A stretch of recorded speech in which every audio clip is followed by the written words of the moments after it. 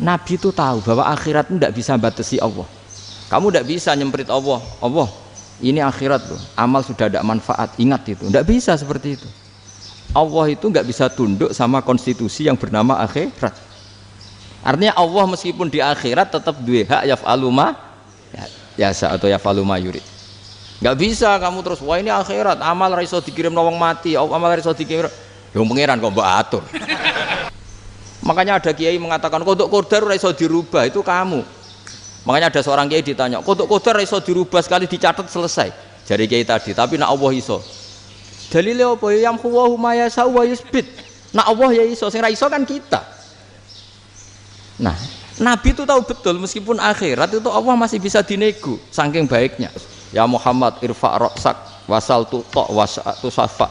Semat sirahmu angkat. Kunjuk apa tak turuti. Semenjak itu Nabi minta apa? Syafaat.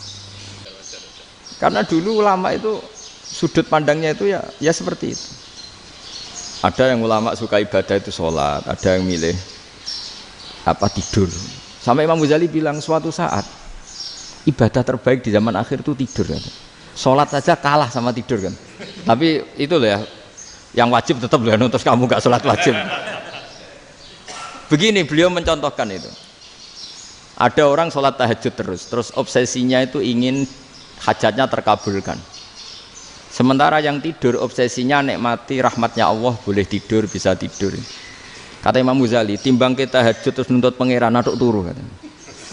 Mergo engko di akibat terus setan memberi bisikan, lho nyatanya kamu tahajud ya gak terkabul, berarti cerita bahwa Nabi ngendikan kalau doa tahajud mustajab enggak. Daripada ngono ki aduk turu ora tau donga Imam Ghazali. Timbang abri-abri Islam ya, timbang elek-elekin apa? Islam. Jadi ulama itu mulai dulu itu sudah berpikir. Banyak orang menjadikan tahajud, sholat malam itu media untuk hajatnya. Dan kalau nggak kesampaian ini mutung. Nyalahkan kiainya ijazah ramandi. Macam. Daripada ngono ora usah apa? Tahajud itu turu. Dan jenis kayak ini tuh banyak.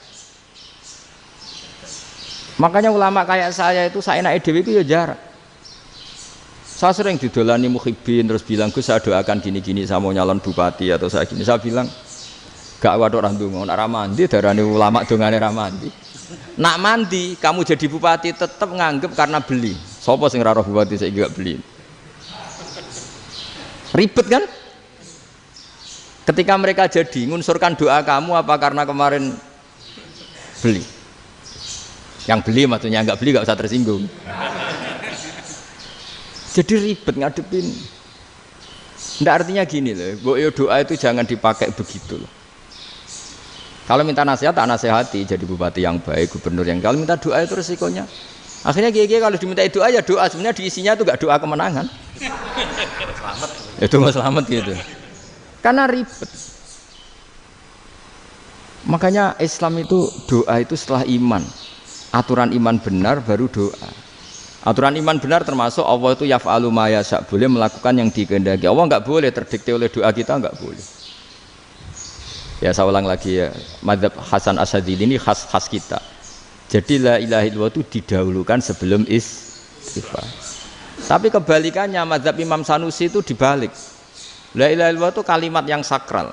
Karena yang sakral dibutuhkan muqaddimah, yaitu yang melafadzkan harus yang sudah bersih, yang sudah steril baru melafadzkan la ilaha illallah. Maka dalam mazhab Sanusiyah istighfar dulu baru la ilaha illallah.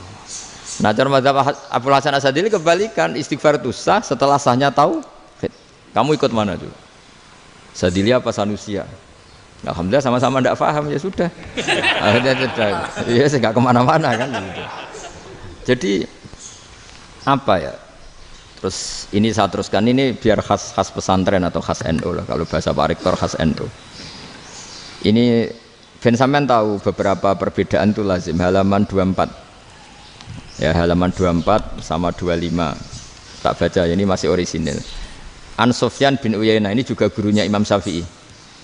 Kata Sufyan bin Uyainah beliau cerita, kana Isa wa Yahya alaihi wasallam ya'tiyanil qaryah. Fayas'alu Isa an syirari ahliha. Was'alu Yahya an khiyari ahliha.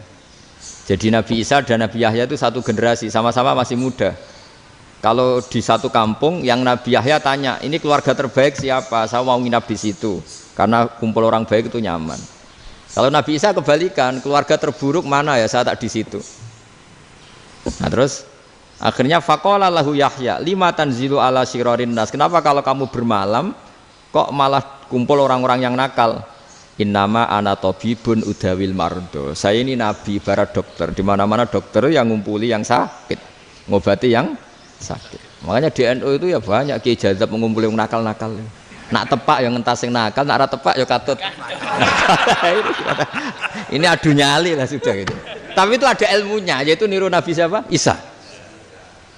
Kalau kamu dokter penelitian tuh cari daerah yang banyak pandemi apa yang bersih? Yang banyak pandemi, karena yang namanya penelitian ya di situ kan. Kalau kamu dakwah ngentas kemiskinan, ke daerah miskin apa daerah kaya? Nah sama, kalau ngentas kefasikan ke daerah fasik apa daerah orang soleh? Fasik. Ya, tapi itu Nabi Isa. Nah kalau kamu tidak Nabi kan potensinya kan itu. Tapi setidaknya bahwa kita sering disalahkan karena punya beberapa tokoh yang ngancani fasik-fasik, itu sebenarnya ada dalilnya, yaitu Nabi siapa? Isa. Nah terus masalah tegas dan lunak. Ketika ada mahasiswa misalnya pacaran, boncengan lanang dan perempuan, itu pilihan kita apa? Kalau tegas, terus gak mau mendengar kita. Misalnya gini contoh gampang, tak beri contoh Pak D. Jangan orang tua, nanti secara fikih itu beda. Nah ini kan kita orang pesantren, nah, biasa ngaji fikih detail. Kamu Pak D seorang perempuan, mahasiswi misalnya, sering pacaran. Setiap ke situ sama pacarnya kamu diam saja. Padahal kamu dosen keislaman. Mesti pamanaan kamu nyimpulkan, ternyata pacaran itu tidak apa-apa. Buktinya Pak D itu tidak negur, menengahi. Ini berarti as-sukut alal mungkar. Tapi kebalikannya, Pak D ini terkenal keras. Nak rono mesti radaku ponaan. Akhirnya yura rono. Mesti ngerti nak mesti diamuk. Nah, dua orang ini sama-sama gagal kan? Yang lunak menjadikan ponaannya pacaran terus karena enggak negur sehingga dikira membolehkan. Sing keras juga agak sempat bina wong rono era wani. Akhirnya dua orang ini sama-sama enggak ketemu, sama-sama enggak berkesempatan membina kan? Gagal membina kan? Karena yang keras ponaannya enggak pernah situ, berarti enggak bisa bina kan? Yang lunak membiarkan berarti juga ada bina. Nah, Islam itu antara dua itu. Ya agak terlalu lunak, enggak terlalu keras. Karena kalau terlalu keras, misalnya ada kiai terlalu keras, lu masyarakat mau tanya itu gimana? Lari kan? Lu saya ini punya pengalaman pribadi. Saya ini kan kecelok orang alim. Itu kalau pernah ya saya itu berusaha ya pokoknya ya umumnya orang alim lah. Tenang, terus anteng, enggak gejlok-gejlokan. Itu enggak ada yang tanya. Saya mimpi ketemu beberapa ulama itu disalahkan. Terus umat saya kalau mau tanya itu ke siapa? Wong alim wis wibawa, meneng tambah banget wibawan. Bala Quran sering gojlok rektor macam-macam. Terus wong wanita kok, saya biasa ke pasar pandangan dicegot orang. Gus, putri saya itu sering keluar darah tapi melebihi batas haid gini-gini. Kalau badhe sowan jenengan, gak usah sowan ning kene mbek ngadeg-ngadegan. Terus tanya, yang haid berapa hari, Gus? Ya supaya rudat ilal adat. Adat sebelum dia punya penyakit istihadah itu berapa? 6 hari ya sudah, kembali 6 hari lainnya mustahadah, tetap sholat, tetap normal. Tapi kalau sawi bawa, moro pasar gue tasbih seduwilu. Iku mesti wong salaman njaluk donga yakin. Tapi baru kayak rada uraan ketemu wong-wong, dol pening ndi? Mak pening ndi? Gus beneran Gus ketemu jenengan kula wingi badhe tuwa kok. Akhirnya tanya. Dadi uraanku iku amdan. Lha nek sampean asli, iki asli uraan. Karena ndak uraan lah tetap ndak wibawa kan. Jadi baru kayak uraan itu ya banyak. Saya itu kalau ngantor di Jogja itu banyak orang yang tanya. Ya biasa tuh tanya macam-macam. Karena saya uraan. Ke pasar ya orang, bahkan di bis sering ketemu orang. Wah beneran Gus kalau badhe sowan jenengan badhe tanya ini. Ya sudah di sini aja.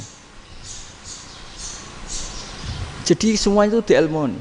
Nah, Nabi itu punya sisi yang dua-duanya jalan. Memang beliau luar biasa, dipilih Allah yang luar biasa. Nabi ketika wibawa itu banyak sahabat yang bahkan mengenali wajahnya aja tidak bisa. Ka'anna ala ru'usihim at-thair. Bayangannya seakan-akan di kepalanya itu ada burung yang takut terbang, saking antengnya. Tapi Nabi sekali mengeluarkan job, sekali santai, itu sahabat tanya itu sampai yang nggak pantas ditanyakan. Nabi saya tadi kumpul istri saya, tapi tidak inzal, itu wajib mandi ndak? Aro'aita law anna ahadana ya'ti imra'atahu wa lam yunzil. Itu ya ditanyakan. Nabi pun kumpul ya betul saged inzal sepundi. Guys betul lagi.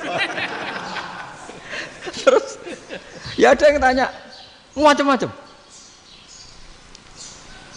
Ya saking ada sahabat dipanggil Nabi tambah lari, dipanggil lagi tambah lari. Panjenengan nyeluk, oh pas kula kumpul bojo kula.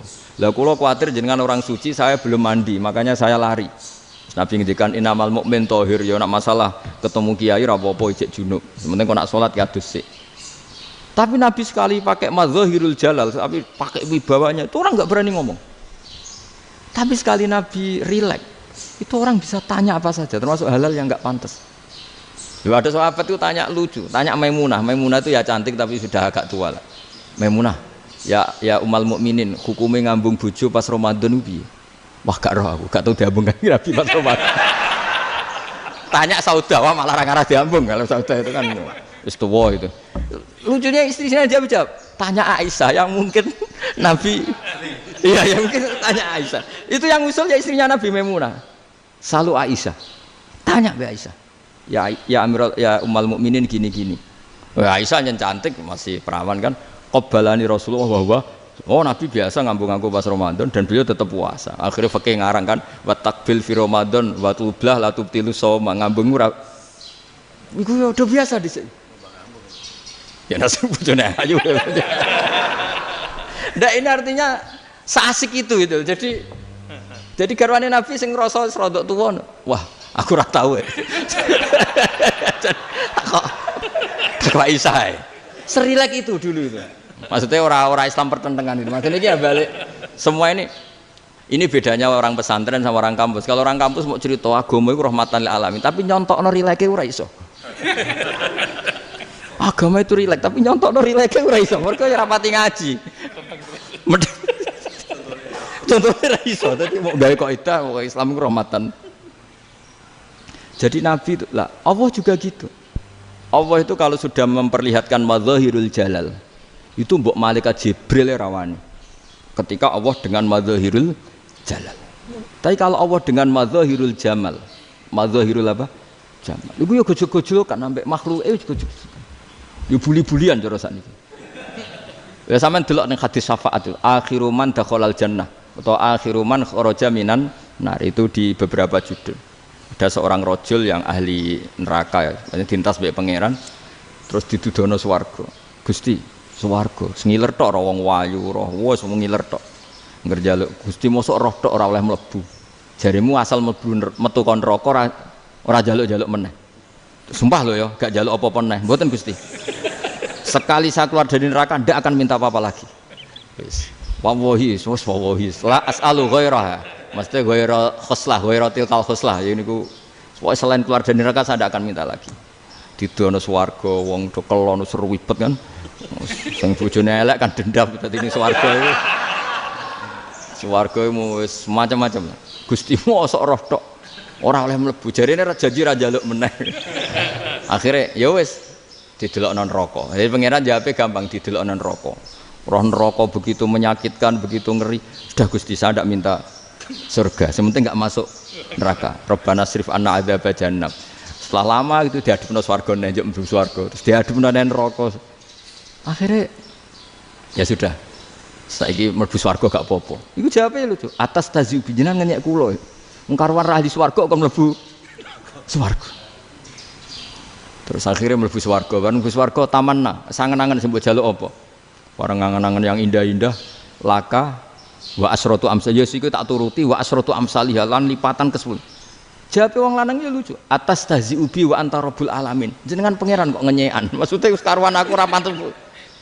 Terus jare pangeran, la astazi'u bika walakinni alama asya'u qadir. Aku gak ngenyek kowe, pancen aku pangeran. Nuruti kowe iku iso. Jadi Allah sendiri ketika dengan madzahirul jamal itu malaikat ya ono sing wani bantah.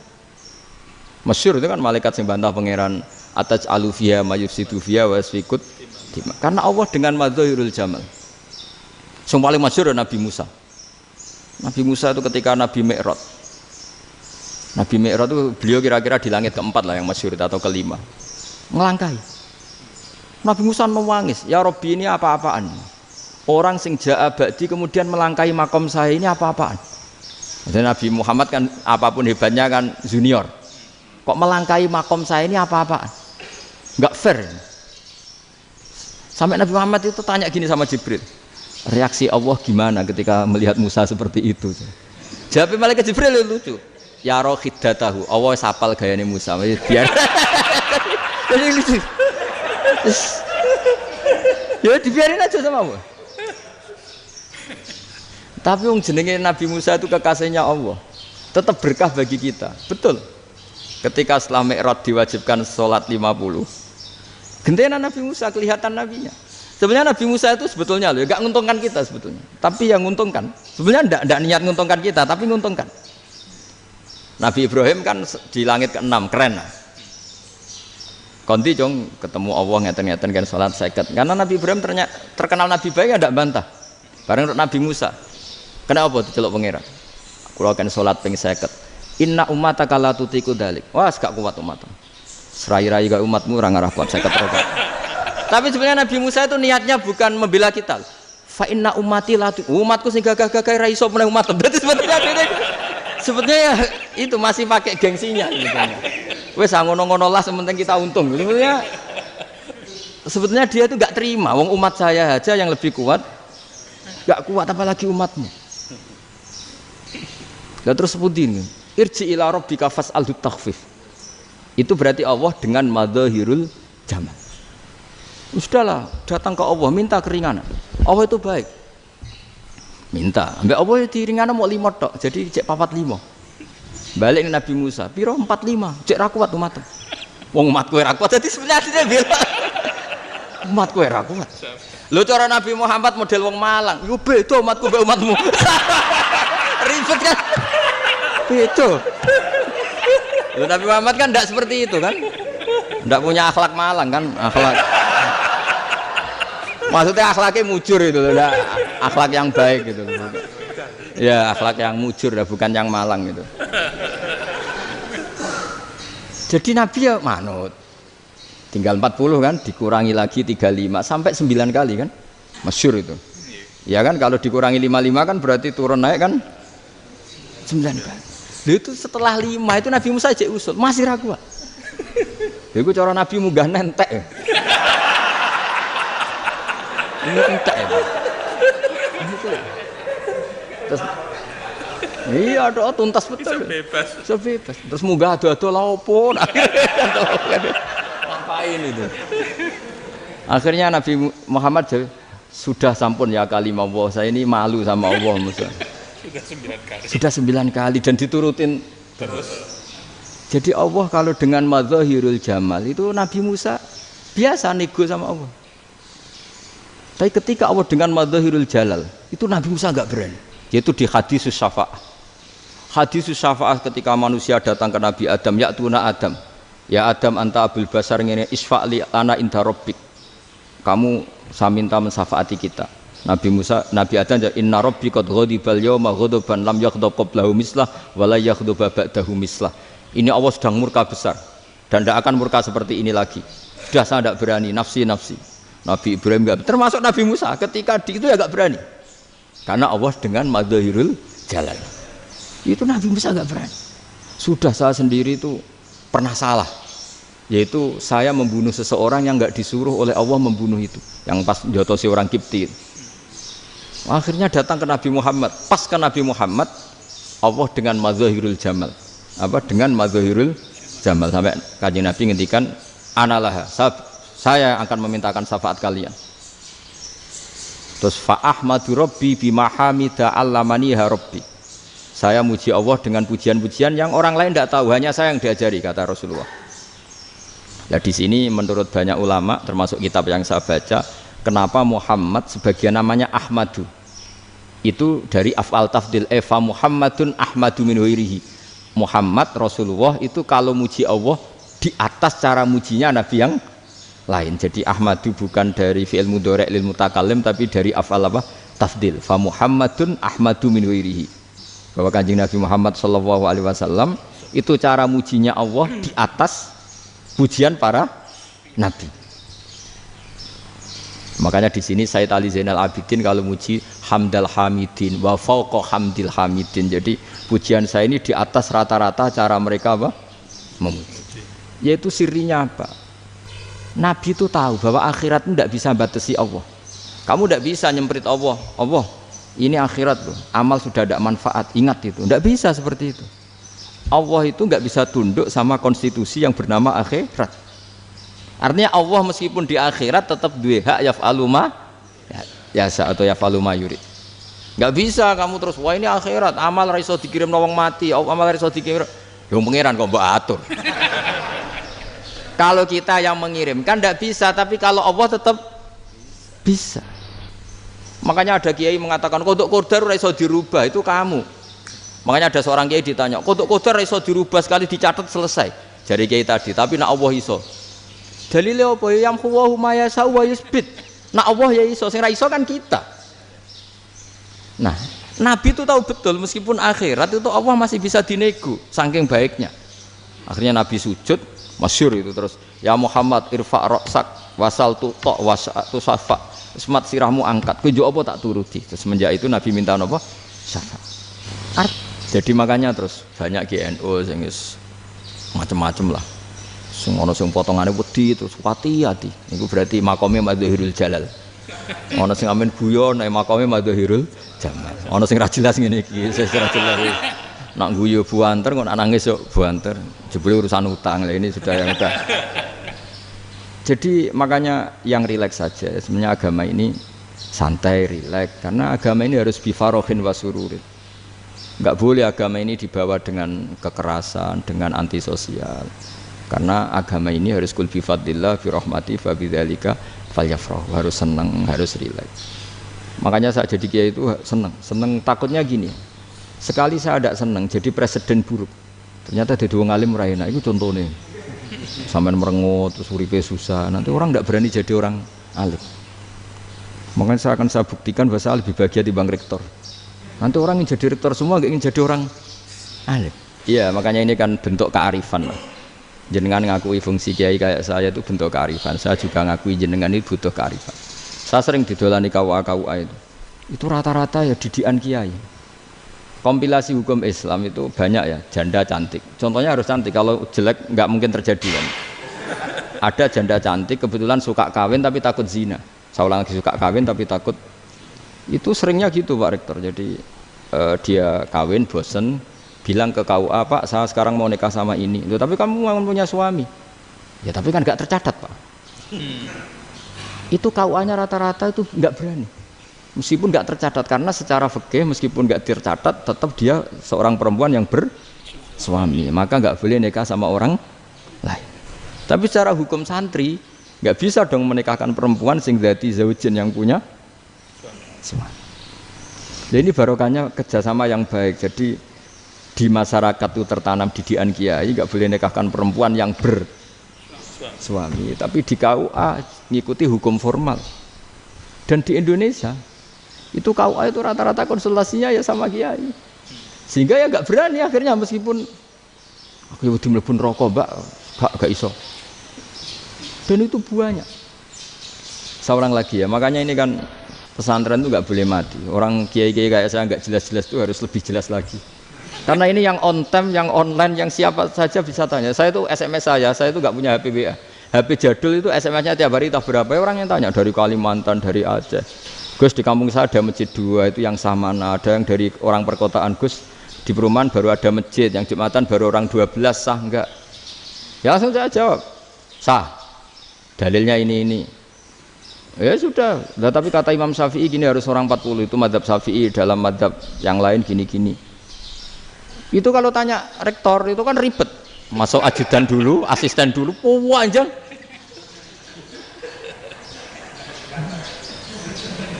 Wah itu kan ribet kan?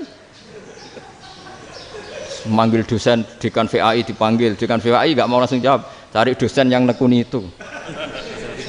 Usul fikih saya nekuni itu baru seminar, nunggu dulu mbak ini orangnya baru. Panjang kan? Bisa tutup Islam kalau kesuwen. Coba kalau tanya kiai kan enggak ketemu di jalan. Dulu Mbah Zubair kata Mbah Mun, saya termasuk santri yang diapresiasi Mbah Mun. Dhisik Mbah Zubair ya ngono, anak nong takok wis sowan gak oleh. Gak takok ning kene ae. Jangan biasa ditanya orang ngadeg-adegan. Ya alhamdulillah ilmunya cukup, kalau gak cukup ya kok sik. Jadi sebetulnya orang sopan itu ya agak-agak ada yang ditutupi sebetulnya. Mboten prayogi teng dalan nginjang mawon matur. Ya sebetulnya ya sebenarnya memang ilmunya agak cukup gitu. Tapi itu sebenarnya secara fikih itu haram, menunda itu haram. Ya haram tuh, coba bayangkan ya, kalau tanyanya sekarang, Gus saya ini sudah keluar darah 1 bulan penuh, padahal normalnya hanya 6 hari. Saya nanti sholat enggak? Kalau nginjang mawon dugi kula, berarti kan hari ini belum ada keputusan. Sholat apa enggak kan? Tapi karena modus tadi, boten prayogi nggih ngendikan ngoten teng dalan nginjang tengen kula. Itu kemungkinannya 2, sopan atau goblok itu saja. Kayaknya kalau sopan enggak lah. Kayaknya enggak lah kata. Karena secara fikih itu jelas haram. Bagaimana mungkin sesuatu yang harus dipraktekkan nanti zuhur dijawab besok, berarti zuhur, asar sampai subuh belum ada jawaban, berarti nggak ada sholat kan? Makanya dibutuhkan orang-orang alim yang kultural seperti ini, dan NU menghormati kultural. Tapi Mbah Mun juga sangat menghormati Islam formal, karena tadi produk-produk formal itu bisa dilembagakan oleh negara, dan itu kita ikut untung. Makanya Mbah Mun itu kalau punya tamu KUA, punya tamu polisi sampai pejabat itu. Kenapa saya contohkan KUA? Supaya jangan kira seperti pendapat orang-orang hasud, wah mesti aja disolani presiden seneng, menteri seneng. Enggak juga, sebenarnya semua kiai itu mulai KUA sampai polisi, polsek, polres itu seneng semua, karena sama-sama diajak mengawal bangsa ini, diajak mengayomi semua masyarakat. Tapi kadang-kadang masyarakat ngeritiknya, jenenge kiai disolani menteri ya seneng, presiden, padahal yang sowan kiai itu ya mulai KUA, kapolsek, kepala desa, RT, mudin. Itu mudin kalau tanya ya lucu-lucu. Gus kalau nate nyembelih pitik kemanian, pitik gue gede man. Akhirnya Gus ngerti nak kemanian langsung tak sebelah benda. Terusannya gue sah tau. Itu ribet. Ya tak jawab. Lah pitik pasti gue jek urip tau orang. Terus urip Gus. Wes sah cara madzhab Malik kerja urip. Karena itu ada perdebatan antara madzhab Malik dan madzhab Syafi'i. Nah cara Imam Syafi'i itu agak ketat. Hewan yang punya kehidupan sudah muttoribah, misalnya ayam jago, contohnya harus jago, karena kalau ayam kecil diikhlaskan haram. Jadi yang cilik wae kan gitu. Fikih itu ya, fikihnya orang Indonesia itu pecundang. Kalau ayam kecil nggak ditanyakan, mate ra wis. Kalau jago ditabrak truk kejet. Andai kan nggak disembelih pun mesti mati. Itu cara madzhab Syafi'i itu haram. Karena penyembelihan ini tidak menjadi penyebab kematian, tapi memang karena kecelakaan tadi. Tapi cara madzhab Imam Malik enggak.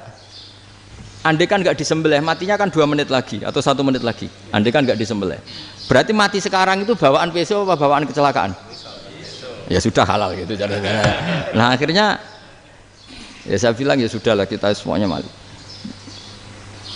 Jadi cara debat, cara Imam Syafi'i enggak, cara berpikir itu sudah tidak kehidupan yang normal, yang dimana-mana penyembelihan itu mematikan yang hidup normal. Jadi agak ketat. Sehingga dalam contoh kemanian, kalau dalam bahasa Jawa nyembelih agak sempurna terus pesonya jatuh atau apa itu, kalau pakai madzhab Syafi'i agak kesulitan. Tapi kalau madzhab Malik asal diselesaikan secara fauron, dan juga sebagian madzhab Syafi'i itu halal. Nah orang mesti tanya gitu, Gus, wedhusku tabrak truk, man Gus kejet. Tapi nak pitik cilik ra ditakokno. Makanya termasuk kritiknya Mbah Mun, tapi ini madzhabnya Mbah Mun ya. Kamu boleh ikut boleh ndak, karena ini urusan ndak penting. Dewe wong-wong lucu, nak ditakoki yuyu muni haram mergo amfibi. Yuyu ngerti sampean? Yuyu nggih. Tapi nak ditakoki kepiting muni halal. Mergo nak yuyu haram gak eman, nak kepiting eman. Padahal alasannya coba, kenapa yuyu haram? Karena amfibi kan, bisa di air. Pertanyaannya, kepiting seperti itu ndak? Nah, tapi kepiting kalau haram kan eman. Karena besar kan. Kalau yuyu silahkan haram kan gitu. Artinya apa? Fikih kita ini agak-agak pecundang gitu, agak-agak pertimbangan. Iya, ini lucu kan? Kualitatif. Coba alasannya yuyu haram karena apa? Amfibi kan? Hidup dua alam. Pertanyaannya kepiting seperti itu enggak? Iya. Iya, kenapa kalau orang tanya, yuyu haram apa halal? Rata-rata jawab haram. Tapi kalau kepiting mulai khilaf. Loh mestinya kan sama kan? Nah itu Karena unsur imannya. iya tadi. Saya juga sering melihat tonggo-tonggo itu. Ayam cuwilik sakmene ketabrak truk, enggak ada yang tanya. Tapi saya pernah jalan-jalan di Naruan sini. Ono jago ketabrak, sing duwe langsung marani kula pas saya naik motor. Gus ini halal apa haram? Nak langsung kula sebelah halal apa haram? Wis kanggo kowe halal ya halal. Karena saya tahu tak jawab haram mesti kecewa itu. Aduh. Akhirnya kiai ini beratnya kan. Ya akhirnya ya saya setelah itu mate Imam Syafi'i ngapunten umat kula tuh ora siap mangke madzhab jenengan tuh ndak siap. Untuk masalah ini tidak sama. Iya kan akhirnya pakai madzhabnya Imam Malik tadi. Ya tak Fatihah Imam Syafi'i ini mboten niat nglawan jenengan. Tapi ngobati tiang eman. Mergo pitike besar itu. Jadi ini kan cerita ya itu makanya yang rileks saja lah bahwa Islam ini yang rileks, yang menyenangkan karena ya agama ini harus menyenangkan. Raditu billahi robba. Raditu itu seneng banget, ridho itu puas. Enggak boleh beragama pertuntungan terus emosinan, ya marem atau raditu itu marem jadi yang nyaman. Ya saya kira demikian. Assalamualaikum warahmatullahi wabarakatuh.